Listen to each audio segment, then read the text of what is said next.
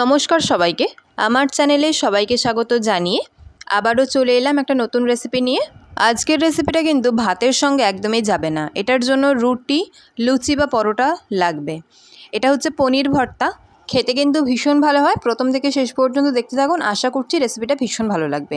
প্রথমেই কড়াই বসিয়ে নিয়ে দিয়েছি সর্ষের তেল, তাতে দিয়ে দিয়েছি পেঁয়াজ কুচি, পেঁয়াজটা মিহি করে কুচিয়ে রেখেছি। এরপর একটা মশলা বানাবো, তো সেটা আগে দেখিয়ে দিই। তার জন্য নিয়েছি 8-10টা মতো কাজু, আর সঙ্গে নিয়েছি 8-10টা মতো কিশমিশ। তো কিশমিশটা একটু কম বেশি করে নিতে পারেন। ভালো করে একটা পেস্ট বানিয়ে নেব। তো এদিকে পেঁয়াজটা ভাজা হতে হতে আমি মশলাটা বানিয়ে নিয়েছি। এরপর আমি আরও একটা মশলা বানিয়েছি, এতে রয়েছে আদা, রসুন আর টমেটো। একটা টমেটো মিডিয়াম সাইজের, 10 থেকে 12 কোয়া রসুন আর 1 থেকে 1.5 ইঞ্চি মতো আদা। ভালো করে একটা পেস্ট বানিয়ে নিয়েছি, সেই পেস্ট দিয়ে দিলাম পেঁয়াজের উপরে। পেঁয়াজটাও কিন্তু এখানে আমি নিয়েছি 3টে পেঁয়াজ নিয়েছি, ছোট ছোট সাইজের 3টে পেঁয়াজ নিয়েছিলাম। তো এরপর ভালো করে এটাকে কষাতে হবে মশলাটা, মানে পেঁয়াজ, আদা, রসুন, টমেটো সব কিছু মশলাটা ভালো করে কষাবো। তো দেখুন তেল ছাড়তে শুরু করেছে। এরপর আমি দিয়ে দিচ্ছি বানিয়ে রাখা পেস্ট, মানে কাজু আর কিশমিশের পেস্ট দিয়ে দিলাম। দিয়ে ভালো করে কষাবো, যতক্ষণ না তেল ছেড়ে আসছে ততক্ষণ কিন্তু ধৈর্য নিয়ে খুব ভালো করে কষাতে হবে।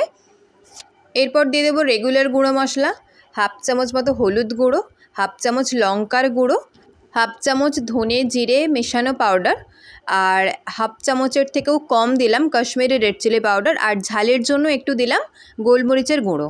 দিয়ে ভালো করে একবারে মিশিয়ে নিচ্ছি। একটু জল দিয়ে দিলাম, ভালো করে কষিয়ে নেব। এবার মশলাটা মিডিয়াম ফ্লেমে রেখে ভালো করে কষাতে হবে যেন পুরোপুরি তেল ছেড়ে আসে। তারপর দিয়ে দিচ্ছি গ্রেট করে রাখা পনির। তো এখানে আমি পনিরটাকে গ্রেট করে রেখেছি। এখানে আমি নিয়েছি 300 গ্রাম মতো পনির। তারপর দিয়ে দিলাম স্বাদ মতো নুন, দিয়ে ভালো করে পনিরটাকে মশলার সাথে কষাবো। কষাতে কষাতে দেখবেন তেল ছেড়ে আসবে একদম। আরও একটু নুন লাগবে, দিয়ে দিলাম। এইভাবে পনির ভর্তাটা একবার বানিয়ে দেখুন, এটা কিন্তু খেতে ভীষণ ভালো হয়, ভীষণ টেস্টি হয়। তো দেখুন কষাতে কষাতে পনির থেকেও তেলটা ছেড়ে গেছে। আমি এখন একটু অল্প করে জল দিলাম, এটা কিন্তু হালকা গরম করে রাখা জল না, এমনি নর্মাল ওয়াটার। একটু জল দিলাম যাতে একটু ভালো গ্রেভি মতো থাকে। জলটা দিয়ে ভালো করে মিশিয়ে দিলাম। দিয়ে দিলাম একটু কসুরি মেথি 1 চামচ, হাতে একটু ঘষে নিয়ে দিয়ে দিলাম। দিয়ে এরপর এটাকে চাপা দিয়ে দেব।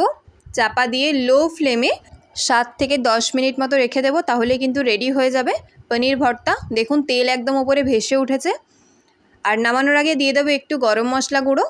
ব্যাস, তাহলে রেডি হয়ে যাবে পনির ভর্তা। খেতে ভীষণ ভালো হয়, বানানোও খুব ইজি, মানে চটপট বানিয়ে ফেলতে পারেন। তাহলে এরকম নতুন নতুন রেসিপি পেতে চ্যানেলটা সাবস্ক্রাইব করে পাশে থাকবেন। লাইক, কমেন্ট, শেয়ার করতে একদম ভুলবেন না। আর যদি কোনো রেসিপি দেখতে চান অবশ্যই কমেন্টে জানাবেন। আজকের মতো টাটা।